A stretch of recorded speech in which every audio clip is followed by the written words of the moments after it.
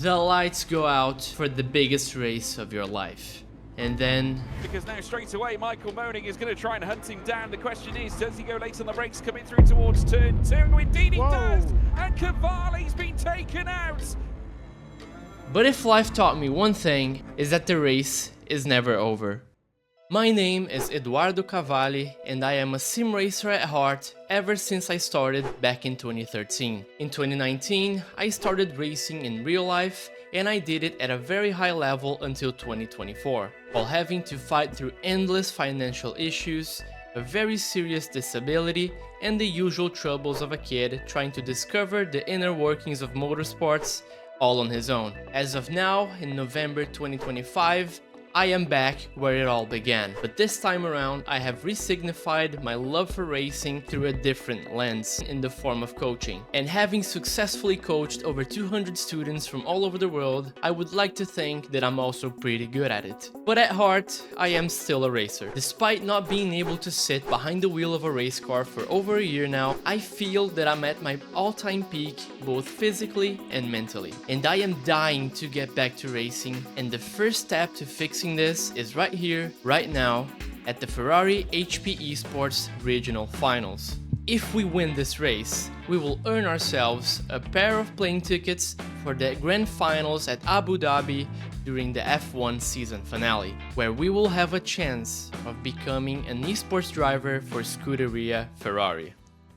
I know I'm fast, but as far as this competition is concerned, I am very much an underdog here. I am racing against the fastest drivers in the Americas region, and many of them have competed here before. Even Lucas Verle, the guy who qualified for the Grand Finals last year. With that in mind, I still want to use this official practice session just before qualifying to warm myself up and get to grips with the track conditions, to pick up on any possible deviations from my own practice sessions. But if there's something I really don't want to do, is showing my cards before qualifying. So I push as hard as I can in sectors 1 and 2, but abort my laps before the checkered flag to keep everyone's eyes off me. I'm feeling good, getting purple sectors on pretty much all of my attempts, and I'm confident for the qualifying session.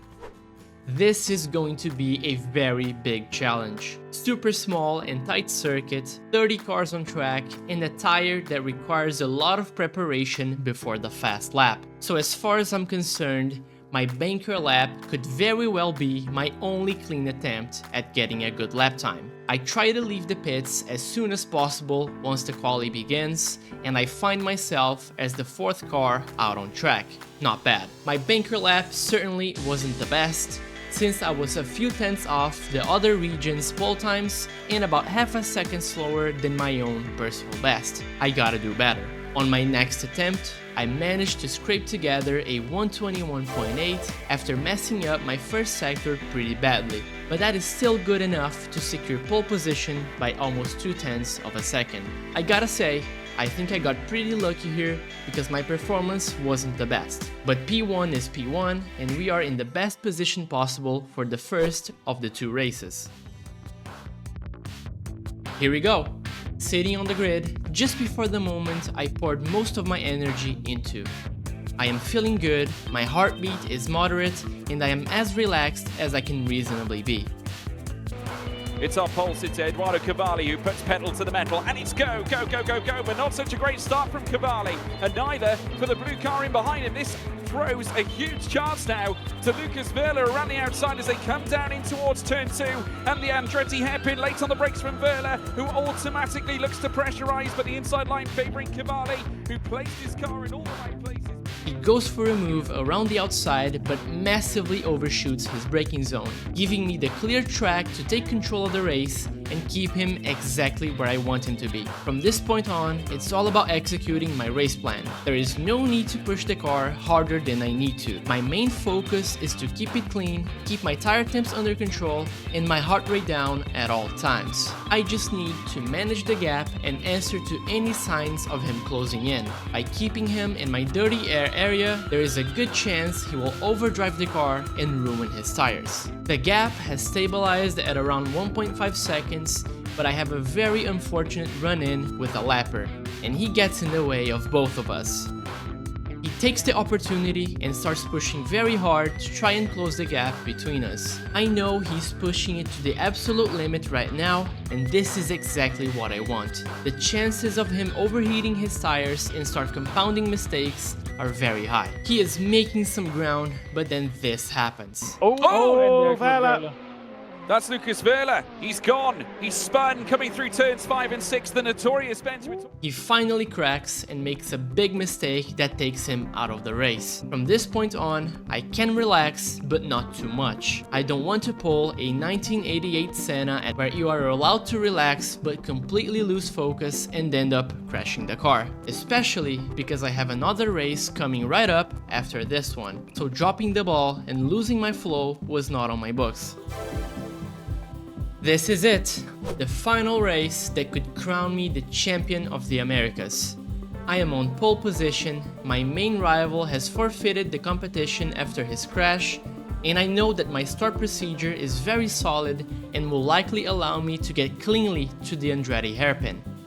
If I can do just that, I will be halfway there, and I will have both hands on those plane tickets to Abu Dhabi. And I would say it was a very inspiring start for our race 1 winner Cavalli, because now straight away Michael Moning is going to try and hunt him down. The question is, does he go late on the brakes coming through towards turn 2? Indeed he does, and Cavalli's been taken out. My goodness, our race 1 winner has now been sent off into the gravel.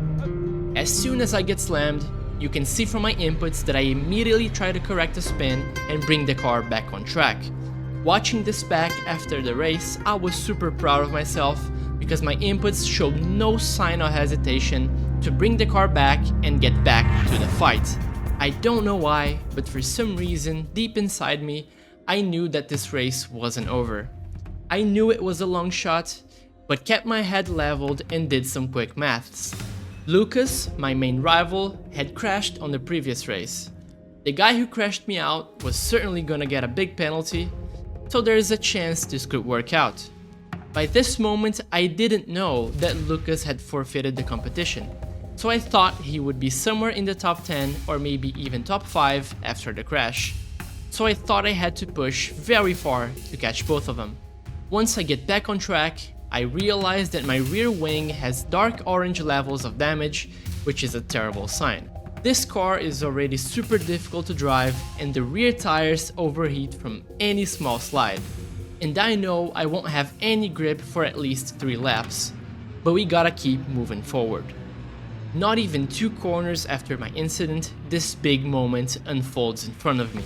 Somehow, I escaped from that cleanly and I just gained 6 positions. The chase is officially on. A scene we have not yet seen on Assetto Corsa so far through the regional finals phase here in the Ferrari HP eSports series, but we've seen it now. Cavalli down in 12th place looking to recover. The big question is he carrying damage that could affect his performance through the course of the rest of the 13 minutes here, Isaac? I suppose that's what's going to be on his mind. My tires are still very hot and it just feels like I have 0 grip. I try to make a move around the outside of the yellow car, and even though it wasn't the best move I could have done, it was still accomplishing one of my goals, which was to create chaos and isolate the drivers to pick them off one by one. I come across these 2 drivers who are fighting for track space into turn 6. The blue car probably spooks himself behind the red car and goes off into the gravel.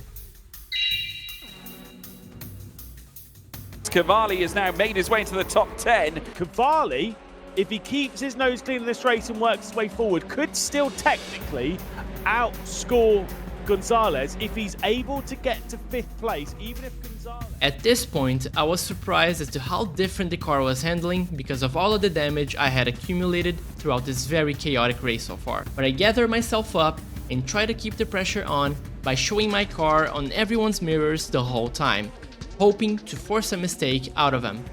But Cavalli, definitely the one pulling out all the moves in what could be one of the most incredible and remarkable performances that we may yet see in the regional finals. And then this happens. Blue car goes off track and the red car ahead of me probably followed him there because of target fixation. I gained 2 positions, but this was way too close to going poorly. By this point, we are up to P8 and me, the broadcasters and the live chat are really starting to believe in this comeback. It's only on 4 minutes and 50 seconds. Eduardo Cavalli's been sent off at T1, finds himself back on the road in 8th place, and can see a potential spot here. Obviously very provisional, but could still potentially find a route through into the grand final in Abu Dhabi.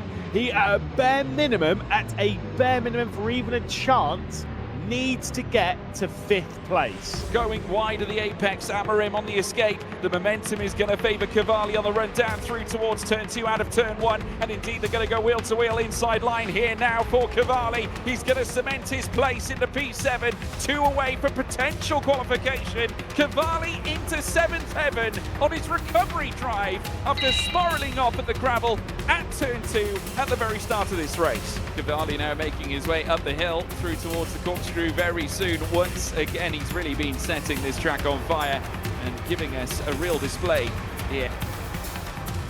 And it looks like he's going to get this move pretty much one and done soon enough as well. 3/10 away from Marcos. Very quickly becomes 0 as Marcos Angeli put on the brakes there, and Cavalli moving into 6th place. Next on his list is Spurker in 5th.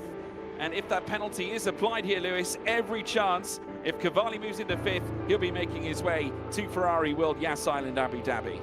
That might be a problem for Cavalli unless he unleashes that hot lap pace that brought it pole position in qualifying that time around as he goes up the inside. Now once more, Barrios put to bed, Cavalli into 5th. He's inside the top 5. What a drive this has been, Isaac Gillison.